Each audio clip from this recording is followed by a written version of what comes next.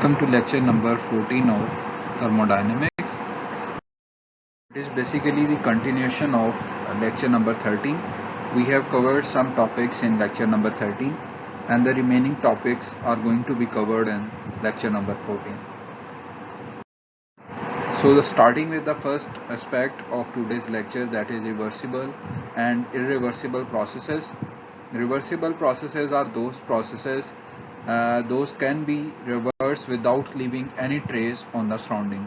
अगर आपका प्रोसेस जो है उसको आप सेम उन्हीं वैल्यूज़ के ऊपर ट्रेस कर सकें जिनके ऊपर वो पहली दफ़ा से गुजरते हुए गया था, यानी अगर लेट्स सी हम एक पीवी डायग्राम बनाते हैं तो पीवी डायग्राम से हमें एक लाइन लाइक हमारा जो प्रोसेस है वो एक लाइन फंक्शन को फॉलो करते हुए स्टेट 1 से स्टेट 2 की तरफ गया है। तो स्टेट 2 से अगर स्टेट 1 की तरफ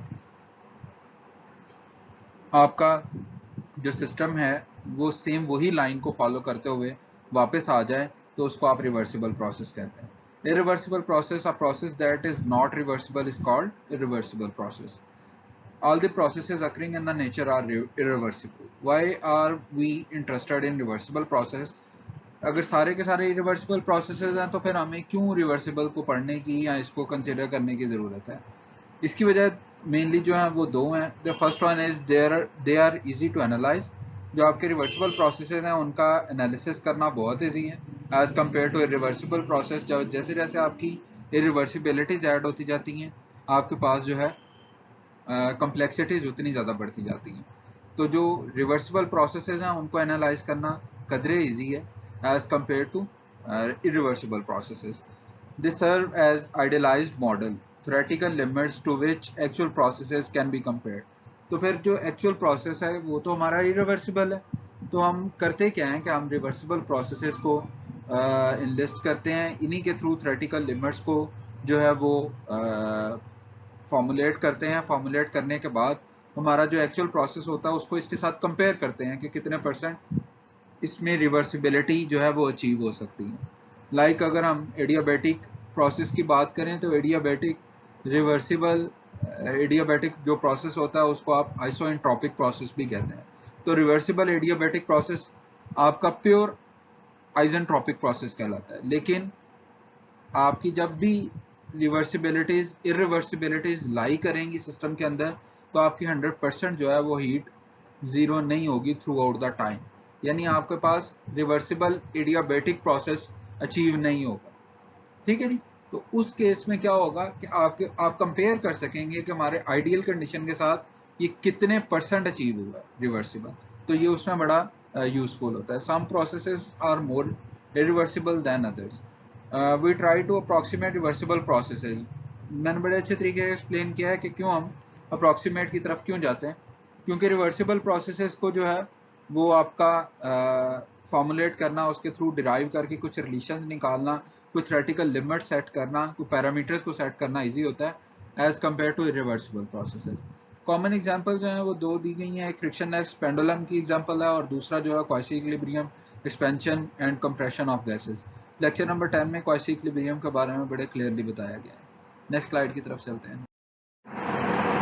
नेक्स्ट स्लाइड में रिवर्सिबल प्रोसेसेस और इरिवर्सिबल प्रोसेसेस के जो रेट है कि ये किस रेट के साथ हैपन होते हैं उसको डिस्क्राइब किया गया। आपकी जो रिवर्सिबल प्रोसेसेस होते हैं वो बहुत स्लो होते हैं, इसके मुकाबले में जब आपका प्रोसेस फास्ट होगा तो वो ज़्यादा इरिवर्सिबल को लीड करेगा।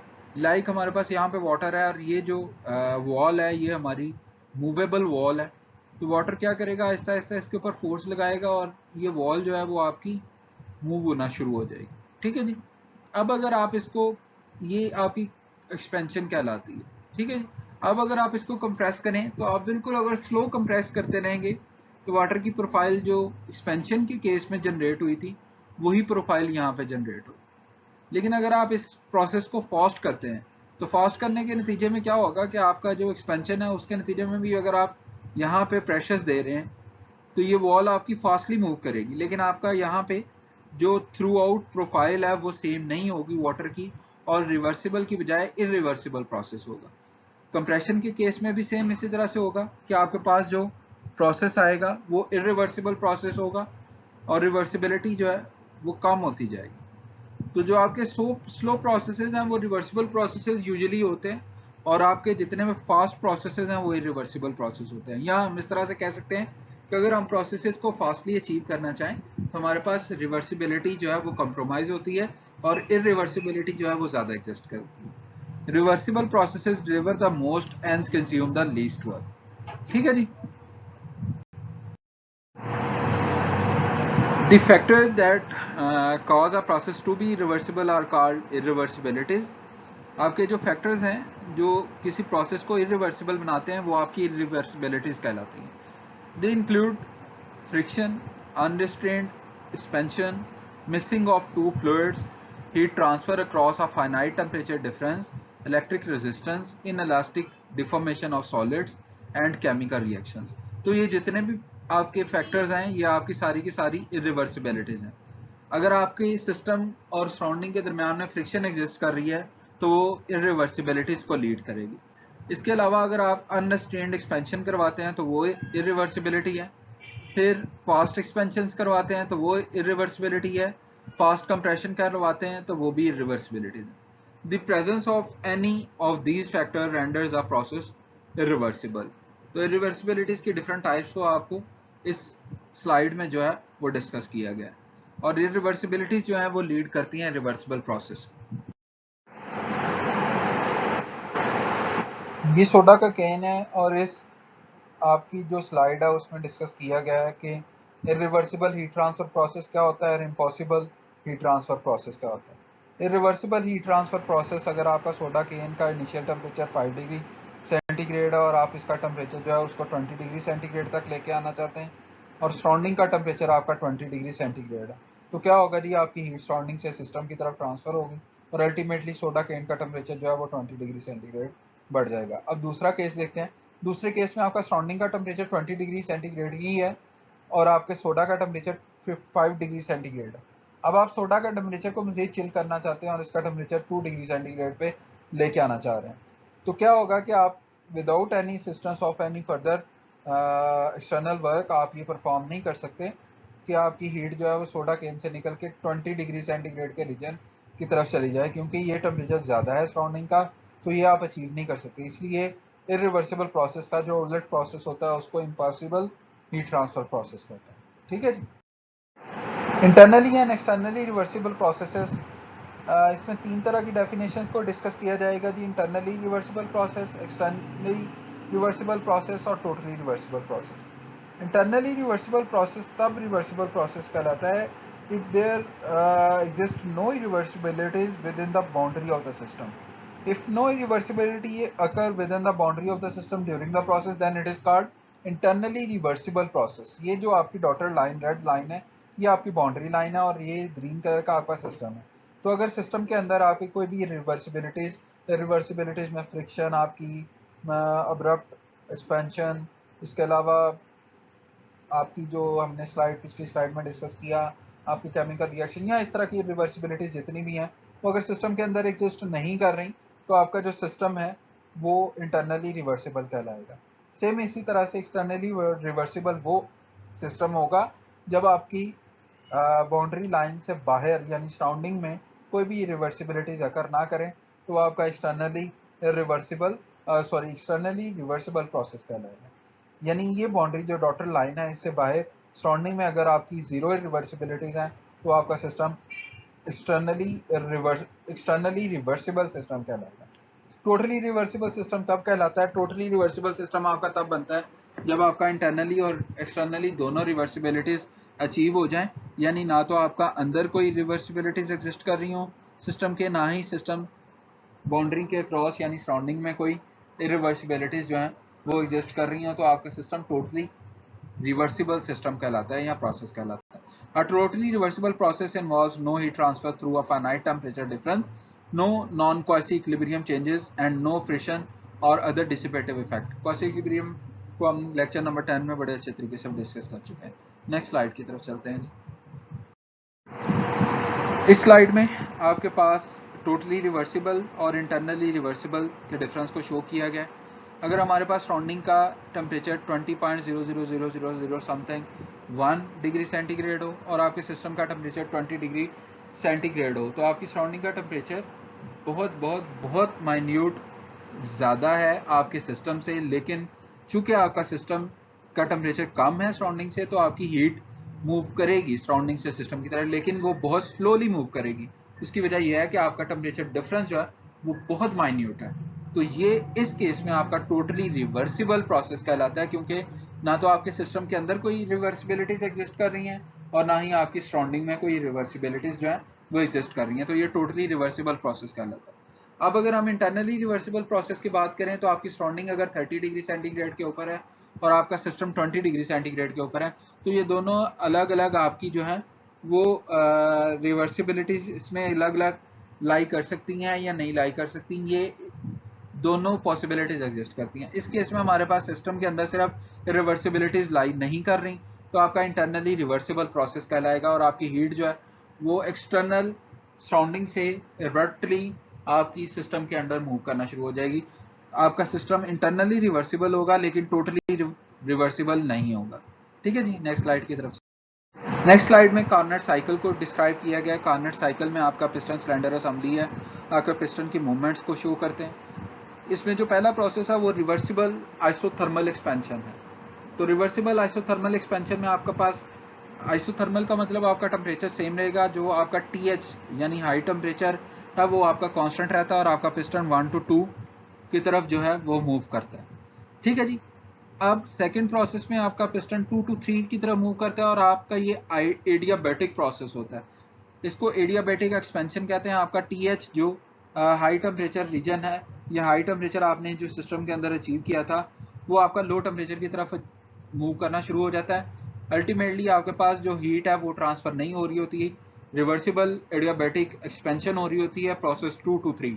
टेम्परेचर आपका ड्रॉप होता है TH से TL की तरफ। जो आपका नेक्स्ट प्रोसेस होता है वो आपका रिवर्सिबल आइसोथर्मल कंप्रेशन होता है।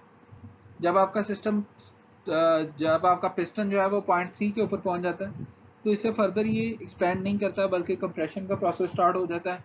तो 3 to 4 आपका पिस्टन मूव होना शुरू हो जाता है और आपका टेम्परेचर जो है वो TL वो कांस्टेंट ही रहता है और आपकी हीट जो है वो इसके नतीजे में QL जो आपकी हीट है, चूंकि ये ऊपर मूव हो रहा होता है तो QL आपकी हीट जो है वो सिंक की तरफ या सराउंडिंग लो टेम्परेचर सराउंडिंग की तरफ निकलना शुरू हो जाती है। इसके बाद जब आपका 4 to 1 आपका प्रोसेस आता है तो आपके पास TL से TH की तरफ आपका सिस्टम जो है वो मूव करता है, यानी आपके पास कंप्रेशन हो रही होती है तो आपका जो आप इसको आइसोलेट कर देते हैं, इंसुलेट कर देते हैं। इंसुलेट होने के नतीजे में इंटरनली सिस्टम जो कि कंप्रेशन की वजह से आपका टेम्परेचर TL से TH की तरफ लीड करना शुरू हो जाता है। तो आपका जो फोर्थ आपके पास प्रोसेस होता है वो आपके पास रिवर्सिबल एडियाबैटिक कंप्रेशन होता है, that is process 4 to 1 and temperature rises from TL to TH। ये पीवी डायग्राम है आपके पास कार्नेट इंजन की। कार्नेट इंजन की पीवी डायग्राम को प्लॉट करें तो दो तरह के आपके पास टेम्परेचर की लिमिट्स आती हैं। एक हाई टेम्परेचर है और वो कांस्टेंट रहता है और एक लो टेम्परेचर है TL, वो भी कांस्टेंट रहता है। आपका जो प्रोसेस 1 to 2 है वो आइसोथर्मल एक्सपेंशन है। तो उस केस में आपके पास क्या होता है, आइसोथर्मल एक्सपेंशन के नतीजे में आपके पास हीट ऐड की जाती है और आपके पास एक्सपेंशन होती है, लेकिन आपका टेम्परेचर जो है वो TH वो कांस्टेंट रखा जाता है। जो आपका 0.2 to 3 है आपका सिस्टम जो है एक्सपैंड हो रहा होता है, लेकिन आपका टेम्परेचर इसमें कांस्टेंट नहीं होता बल्कि ये रिवर्सिबल एडियाबैटिक एक्सपेंशन होती है और इसके नतीजे में आपके पास टेम्परेचर TH से TL की तरफ मूव होता है, यानी आपका हाई टेम्परेचर से लो टेम्परेचर का रीजन जो है आप उसको अचीव कर रहे होते हैं। फिर 0.3 से आप 4 की तरफ मूव करते हैं, यानी आपका पिस्टन अगेन कंप्रेशन स्टार्ट करता है। इस नतीजे में आप हीट को लॉस करवाते हैं कम टेम्परेचर के ऊपर रहते हुए। आपका जो टेम्परेचर है वो TL कांस्टेंट रहता है, लेकिन आपकी हीट जो है वो सिस्टम में से निकल के कम सराउंडिंग के रीजन में, कम टेम्परेचर के सराउंडिंग के रीजन में जाना शुरू हो जाती है। 4 to 1 आपकी एक गेन कंप्रेशन है और इस कंप्रेशन के नतीजे में आपके पास TH जो है वो राइज होके TL जो राइज होके यानी लो टेम्परेचर राइज होके हाई टेम्परेचर तक पहुंच जाता है। तो ये आपकी पीवी डायग्राम ऑफ कार्नेट इंजन है। अब कार्नेट इंजन या कार्नेट साइकिल जो है वो आपका टोटली रिवर्सिबल साइकिल है। अगर आप इसको रिवर्स कार्नेट साइकिल कर दें तो ये आपके पास कार्नेट रेफ्रिजरेशन साइकिल बन जाता है।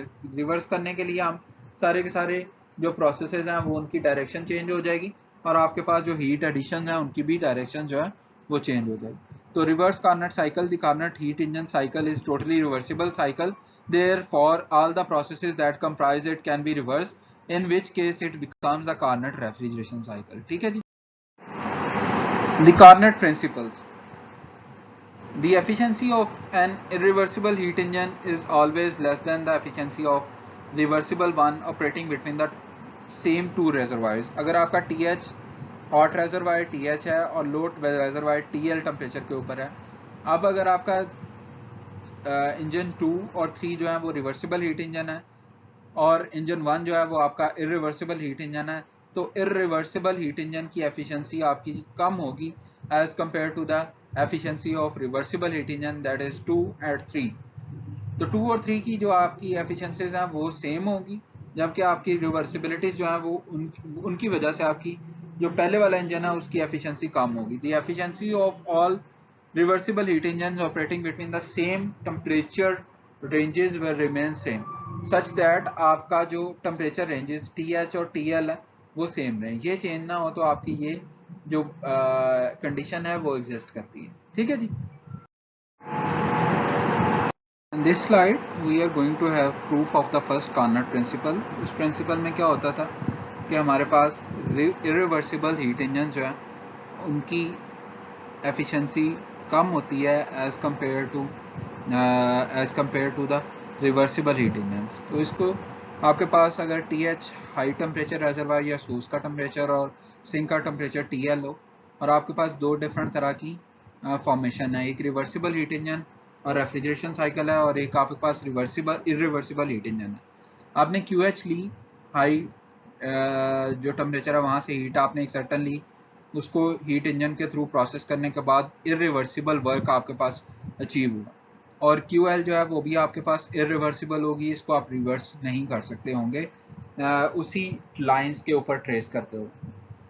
तो आपके पास लो टेम्परेचर के पास है। अब रिवर्सिबल की बात करते हैं तो QH हमने ली, रिवर्सिबल वर्क आपके पास निकला।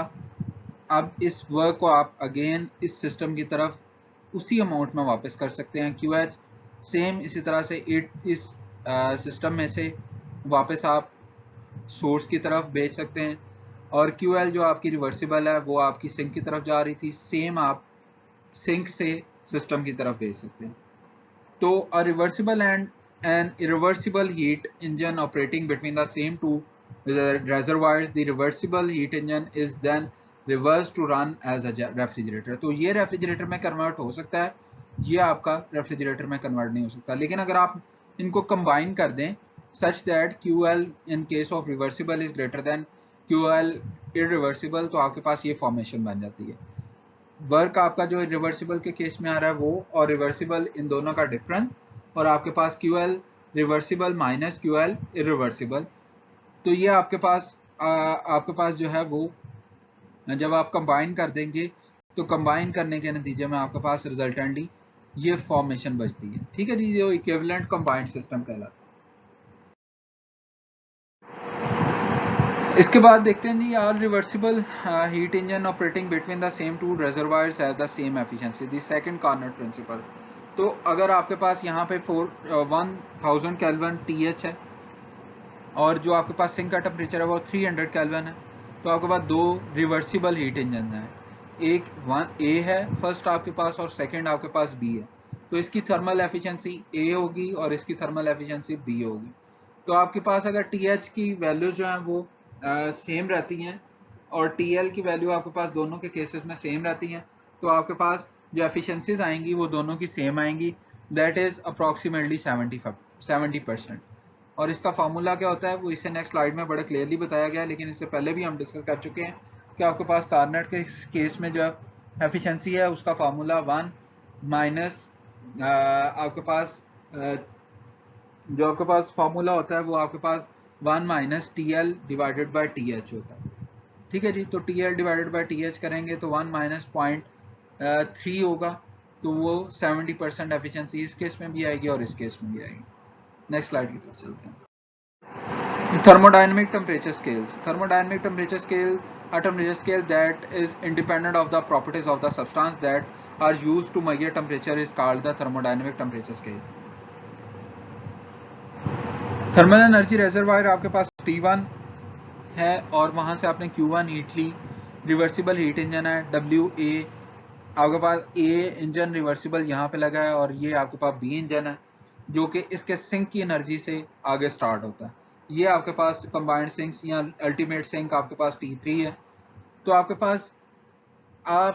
पास जो इन दोनों की आउटपुट है WA plus WB that would be equal to WC। तो आपके पास ये डिपेंड नहीं कर रहा होता कि आपके पास सब्सटेंसेस की प्रॉपर्टीज क्या है। आप अगर इसको स्प्लिट भी कर दें इन टेम्परेचर रेंजेस के अंदर रहते हुए, आप दरमियान में एक टेम्परेचर रेंज डिसाइड करके इंटरमीडिएट सिंक दे दें, दो अलग अलग इंजन लगा दें या एक कंबाइंड इंजन इन्हीं दो रेंजेस के दरमियान लगा दें, तो उन दोनों की एफिशिएंसी प्लस करके और उस एक इंजन की एफिशिएंसी जो है वो अप्रॉक्सीमेटली सेम है।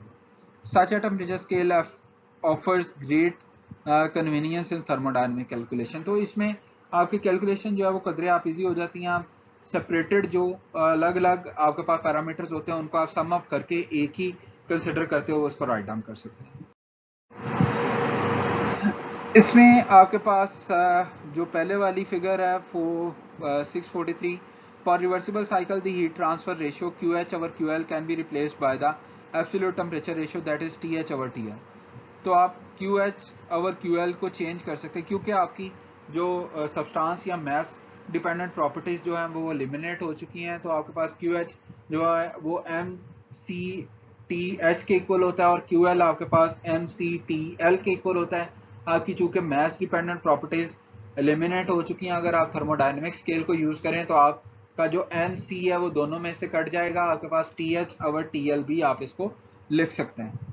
ठीक है जी। अ conceptual experiment set up to determine the thermodynamic temperature on the Kelvin scale by measuring heat transfer QH and QL। तो ये आपका assumptions दी गई हैं। हीट रिजर्वायर जो T के ऊपर है, QH आपने यहाँ से ली, कार्नेट हीट इंजन है आपके पास, वर्क डन आपके पास हुआ और QL आपके पास निकल आई। जो आपके पास सिंक है उसका टेम्परेचर ट्रिपल पॉइंट के ऊपर है 273.16 केल्विन जो है उसको आप ट्रिपल पॉइंट कहते हैं। तो आप इस तरह से इसको राइट डाउन कर सकते हैं, यानी ये TL को यहाँ पर मल्टीप्लाई करके 273.16 को यहाँ मल्टीप्लाई कर दिया QH ओवर QL, तो T आपके पास एवेलुएट आप कर सकते हैं। Q अगर आप मेजर कर लें, दोनों QH और QL मेजर कर लें तो आपके पास जो सोर्स है उसका टेम्परेचर अननोन है, वो आप एवेलुएट कर सकते हैं। The temperature scale is called the Kelvin scale and the temperature on this scale are called absolute temperature. Absolute temperature जो एवेलुएट कर सकते हैं उसके लिए ये फार्मूला है आपके पास।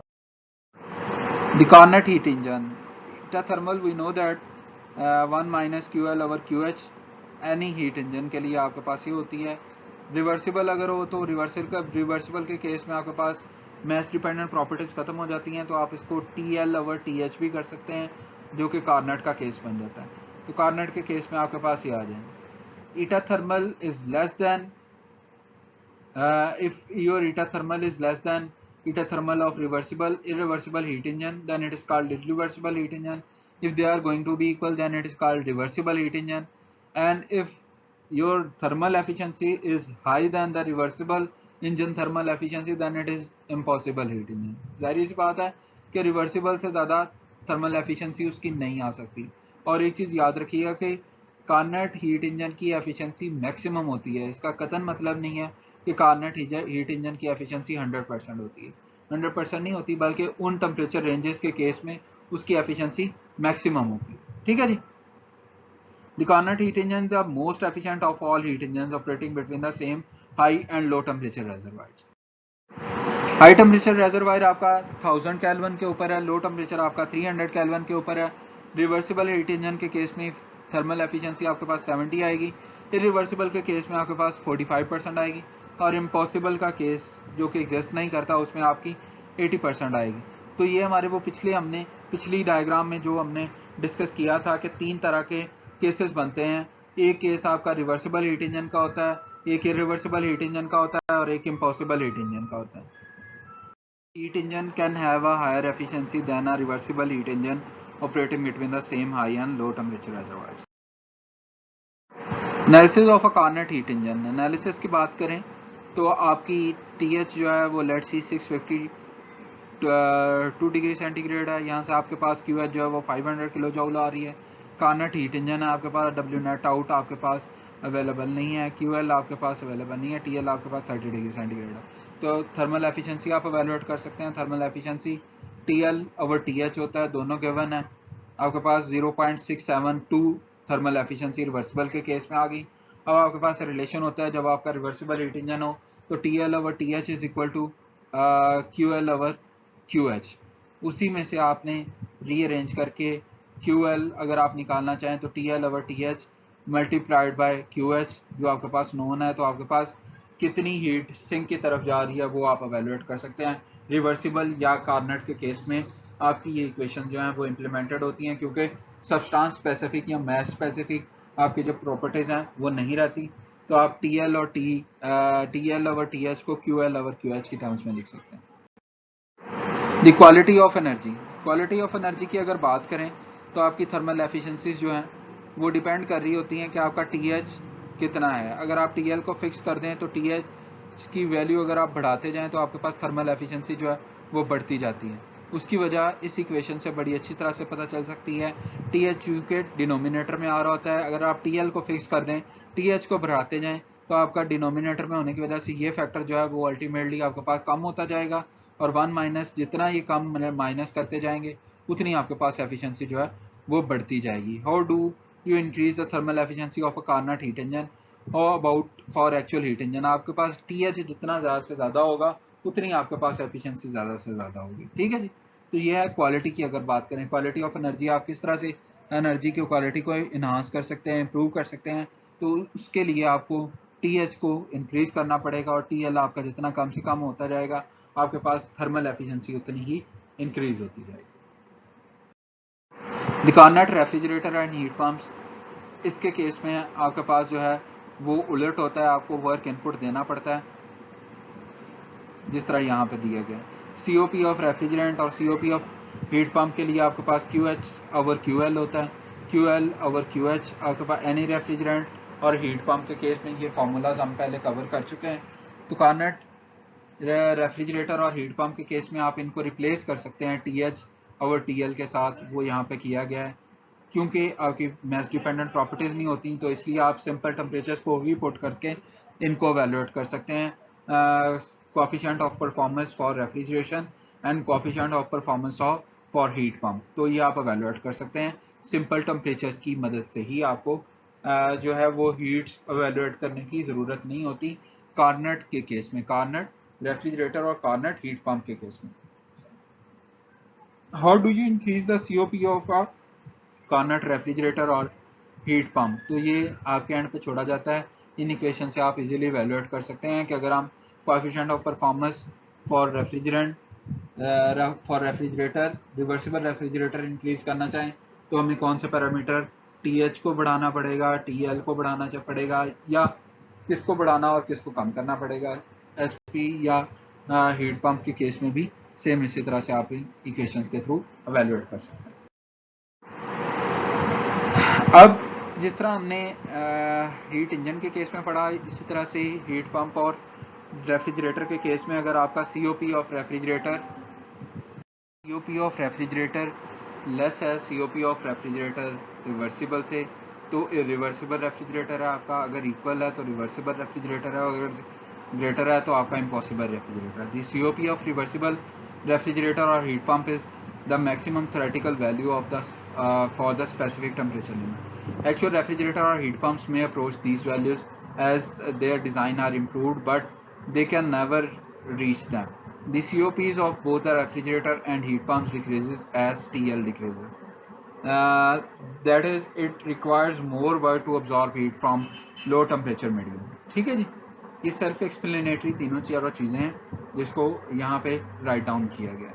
तो TL आपका जितना कम होता जाएगा आपका COP जो है वो उतना ही कम होता जाएगा। ठीक है।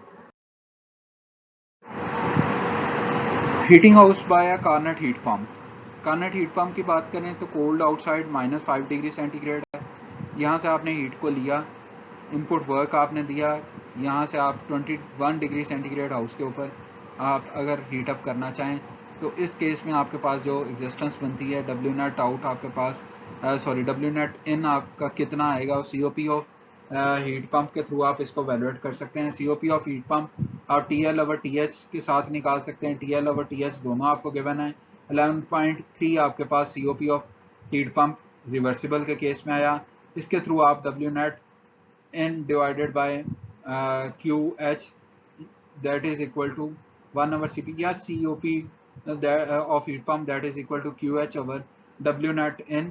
तो उस केस में अगर आप COP को रीअरेंज करें और डिवाइड करें तो आपके पास 3.32 किलोवाट एनर्जी आपको रिक्वायर्ड होगी, पावर आपको रिक्वायर्ड होगी, जिसकी वजह से आप इसको इस स्कीमेटिक डायग्राम को या इस स्कीम को रन कर सकेंगे। ठीक है, सो here comes a summary of today's lecture. We have covered reversible and irreversible processes. Then we covered Carnot cycle, Carnot principles, thermodynamic temperature scales, Carnot heat engines, Carnot refrigerator and heat pumps. तो ये सारे के सारे topics हैं जिनको हमने lecture number 14 में cover किया. So that is all from lecture number 14 and we are going to meet in lecture number 15 inshallah. Thank you very much.